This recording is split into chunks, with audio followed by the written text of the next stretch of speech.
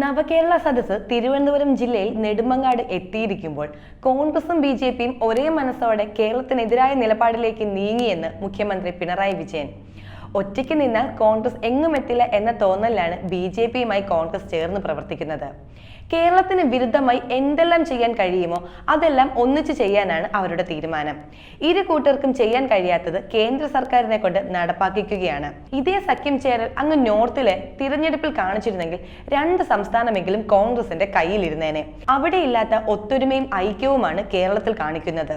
ഇങ്ങനെ പരസ്യമായ രഹസ്യം പോലെ മുന്നോട്ട് പോകാതെ തുറന്നു പറഞ്ഞ് ശക്തി കാണിക്കണമെന്നാണ് അഭിപ്രായം. പണ്ട് ലോക്സഭയിലെ കോൺഗ്രസ് എംപിമാരെല്ലാം ബി.ജെ.പിയുടെ പണം വാങ്ങി അവർക്ക് ഒത്താശ ചെയ്തവരാണ്. കുറച്ചു പേർക്ക് അധികാരത്തിനോട് മോഹം, ചിലർക്ക് പണത്തിനോട് ആർത്തി. അതാണ് കോൺഗ്രസുകാരുടെ കാലങ്ങളായിട്ടുള്ള രീതി. അധികാരത്തിനായുള്ള ആർത്തിയാണ് കോൺഗ്രസിന്. അതിനുവേണ്ടി എന്തും ചെയ്യാൻ തയ്യാറാകുന്നു. കേന്ദ്ര സംസ്ഥാന ബന്ധം ശരിയായ രീതിയിൽ പോകാൻ പാടില്ലെന്ന് അവർ ആഗ്രഹിക്കുന്നുണ്ട്. കേരളത്തിന് അർഹമായ ആനുകൂല്യങ്ങൾ കേന്ദ്രം കവർന്നെടുത്തപ്പോഴും അവരുടെ ശബ്ദം ഉയർന്നിട്ടില്ല.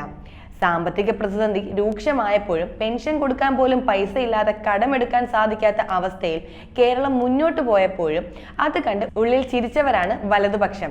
ധനകാര്യമന്ത്രി നിർമ്മല സീതാരാമൻ എണ്ണിക്കീറി പറഞ്ഞപ്പോൾ അതിന് ചുട്ട മറുപടിയായി മുഖ്യമന്ത്രി രംഗത്ത് വന്നിരുന്നു. അന്നും പ്രതിപക്ഷം പഞ്ചപുച്ഛമടക്കി മിണ്ടാതെയിരുന്നു. അവരുടെ യഥാർത്ഥ മുഖം എന്തെന്ന് കേരളം കണ്ടതാണ് കോവിഡ് കഴിഞ്ഞു വന്ന കാലഘട്ടങ്ങളിൽ. ബി.ജെ.പിയുമായി ഇരട്ട സഹോദരങ്ങളെ പോലെ അവർ ഒത്തുചേർന്ന് പ്രവർത്തിച്ചു. ബി.ജെ.പിയുടെ മനസ്സിനൊരു നീരസം ഉണ്ടാകരുതെന്ന നിലയിലേക്കാണ് കോൺഗ്രസ് എത്തിയിരിക്കുന്നത്.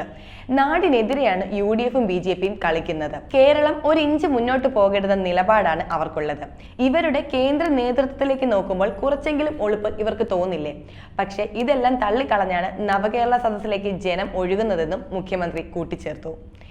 ഗവർണറുടെ നിലവാരത്തിലേക്ക് വിദ്യാർത്ഥികൾ താഴ്ന്നില്ല. ഗവർണറുടെ കെണിയിൽ SFI വിദ്യാർത്ഥികൾ കുടുങ്ങിയില്ല എന്നത് അഭിമാനകരമാണെന്നും മുഖ്യമന്ത്രി.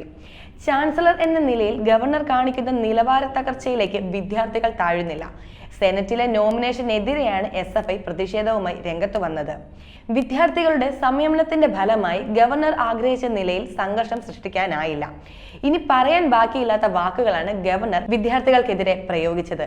ഇതെല്ലാമായിട്ടും ഉയർന്ന ബോധത്തോടെ വിദ്യാർത്ഥികൾ നിന്നു. ചാൻസലർ എന്ന നിലയിൽ സ്വീകരിക്കാൻ പാടില്ലാത്ത നിലപാട് സ്വീകരിച്ചതിനെതിരെയാണ് SFI പ്രതിഷേധിക്കുന്നത്. ഇപ്പോൾ KSUവിന്റെ പ്രതിഷേധം വിദ്യാർത്ഥികളുടെ എന്താവശ്യത്തിന് വേണ്ടിയാണെന്ന് പറയണം.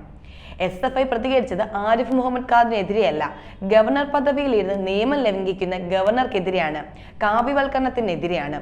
അർഹതയുള്ളവരെ സെനറ്റിലേക്ക് നോമിനേറ്റ് ചെയ്യാം, അല്ലാതെ ABVP ആണെന്നുള്ളതല്ല സെനറ്റിലേക്കുള്ള നാമനിർദ്ദേശം ചെയ്യാനുള്ള യോഗ്യത.